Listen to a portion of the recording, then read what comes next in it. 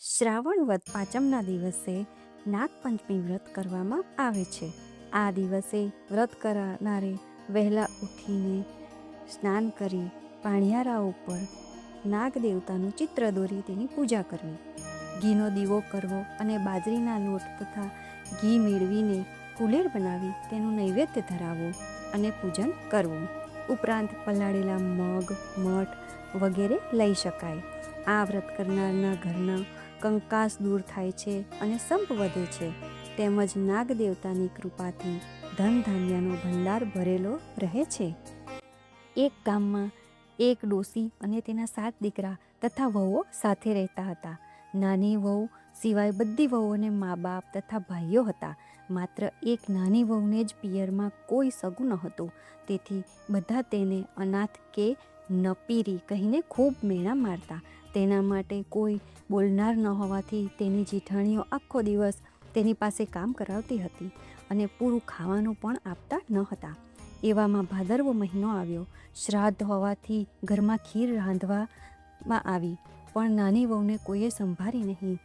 એ દિવસોમાં નાની વહુ ગર્ભવતી હતી. તેને પણ ખીર ખાવાનું મન થતાં સાસુમાને કહ્યું. સાસુએ કડકાઈથી કહ્યું કે તપેલામાં જે હોય તે ખાઈને વાસણ માંજી નાખ. નાની વહુ રસોડામાં જઈને જોયું તો તપેલામાં આજુબાજુ ચોટેલી ખીર સિવાય કંઈ ન હતું. આથી તે નિરાશ થઈ ગઈ. તેમ છતાં તે વાસણો લઈ નદીએ માંજવા ગઈ. ત્યાં જઈને તેણે તપેલીમાં ચોટેલી ખીર ભેગી કરીને એક કપડાના ટુકડામાં બાંધીને ઝાડ નીચે મૂકી અને વિચાર્યું કે વાસણ માંજીને નિરાંતે ખાઈશ. તેણે ખીર કપડામાં બાંધી જે ઝાડ નીચે મૂકી હતી ત્યાં એક ગર્ભવતી નાગણ આવીને ખાઈ ગઈ. થોડીવાર પછી નાની વહુ વાસણ માંજીને ઝાડ પાસે જઈને જુએ છે તો ખીર નહોતી. નાગણ ઝાડના દરમાં સંતાઈને આ બધું જોતી હતી. તેના મનમાં એમ હતું કે હમણાં મને ગાળો દેશે તો હું તેને ડંખ મારીશ. પરંતુ રાધાએ કહ્યું, કોઈ બિચારી મારા જેવી દુખિયારી ખાઈ ગઈ લાગે છે.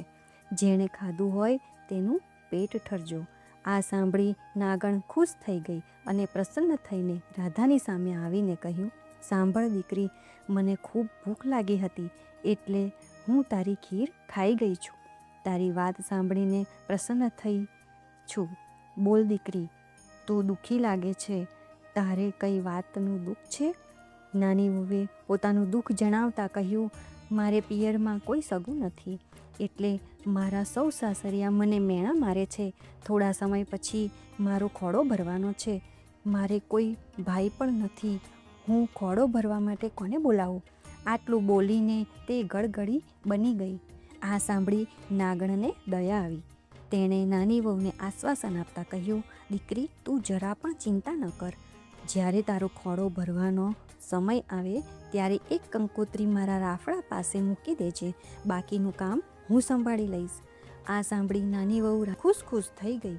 થોડા સમય પછી વહુને ખોડો ભરવાનો સમય આવ્યો. જેઠાણીઓ નાની વહુને મેણા મારવા લાગી અને અંદરો અંદર ઘૂસપૂસ કરતી કે અરે, નાની વહુના પિયરમાં તો કોઈ કરતાં કોઈ નથી, તો પછી ખોડો કોણ ભરશે? ખોડો શેનો ભરવાનો હોય? નાની વહુએ સાસુને વિનંતી કરી કે મારા પિયર પક્ષે એક દૂરના સગા છે, એમને મારે આમંત્રણ આપવું છે, તો કંકોત્રી લખી આપો. સાસુએ કમ અને મોટી વહુ આગળ એક ચબરખીમાં 2-4 શબ્દો લખી આપ્યા. નાની વહુ ખુશ થઈ ગઈ. કંકોત્રી લઈને પહોંચી નાગણના રાફડા પાસે મૂકીને મનોમન ભાવથી નાગમાતાને આમંત્રણ આપીને પાછી ફરી.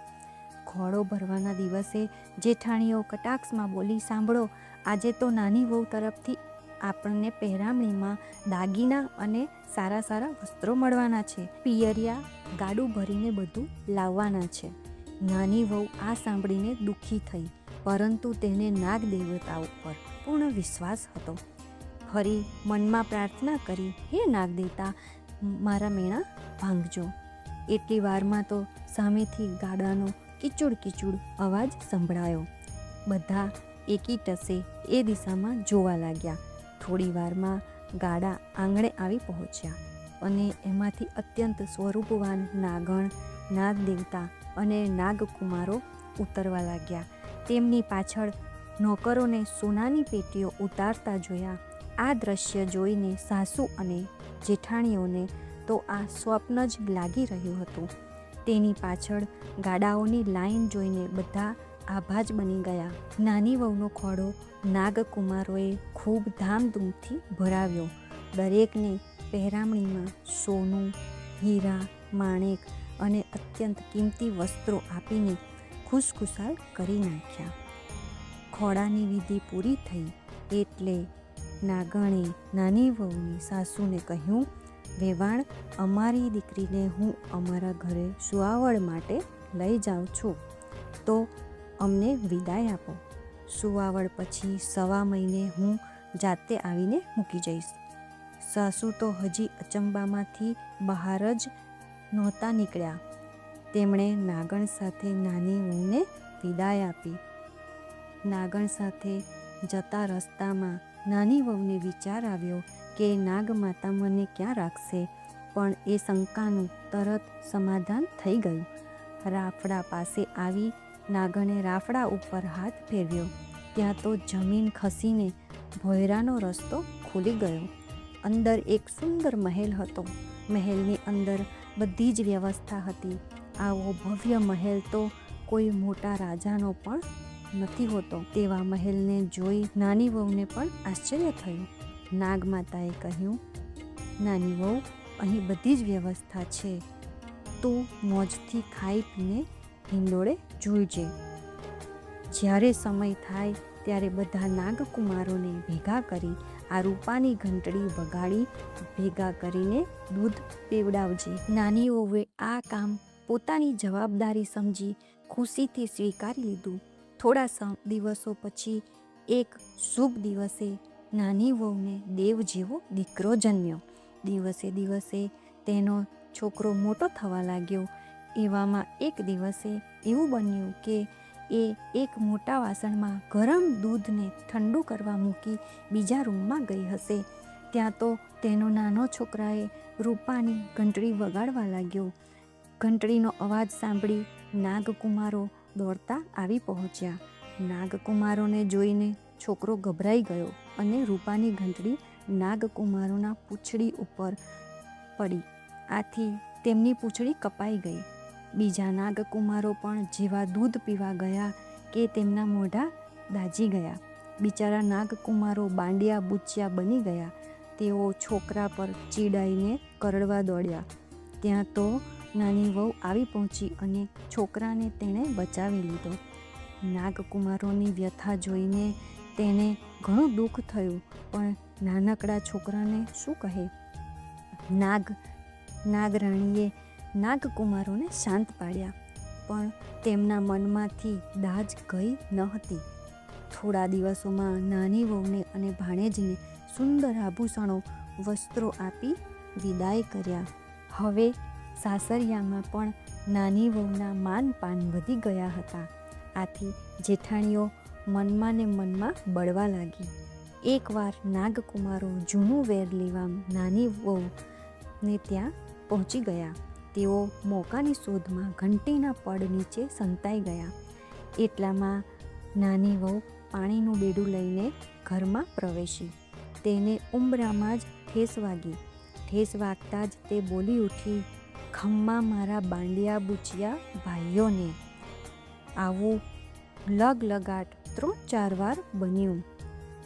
આ સાંભળીને નાગકુમારો વિચારવા લાગ્યા કે બહેન આપણું કેટલું ભલું ઈચ્છે છે, હજી પણ આપણને પ્રેમ કરે છે. બહેનોને આવો પ્રેમ જોઈને નાગકુમારોએ કરડવાનો વિચાર માંડી વાળ્યો અને બહેનને આશીર્વાદ આપી ત્યાંથી નીકળી ગયા. એક દિવસ નાની વહુના છોકરાએ જેઠાણીના છોકરાનું દૂધ ઢોળી નાખ્યું. આથી તે ગુસ્સે થઈને બોલવા લાગી, અમારા ઘેર ભેંસો નથી, તું મોટા ઘરની છે તે તું તારે પિયર ગાયો ભેંસો લઈ આવીશ, પણ અમારા છોકરા દૂધ વગર રહે તેમાં તારે શું. આ સાંભળી રાધાને દુઃખ થયું. તેણે આ દુઃખની વાત નાગણને કહી. નાગણે બીજા જ દિવસે નાગકુમારોને ગાયો સાથે રાધાના ઘરે મોકલી આપ્યા. બધી જ જેઠાણીઓને પણ થોડી ગાયો આપી આથી બધી જેઠાણીઓ પણ ખુશ થઈ ગઈ અને જેઠાણીઓ પણ નાની વહુને પ્રેમથી બોલાવવા લાગી.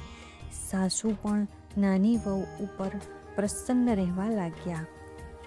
આમ ઘરમાં ફરી સૌ સંપથી આનંદપૂર્વક રહેવા લાગ્યા. હે નાગ દેવતા, જેવા નાની વહુને ફળ્યા એવા સૌને ફળજો. બધાને સુખી રાખજો. જય નાગ દેવતા.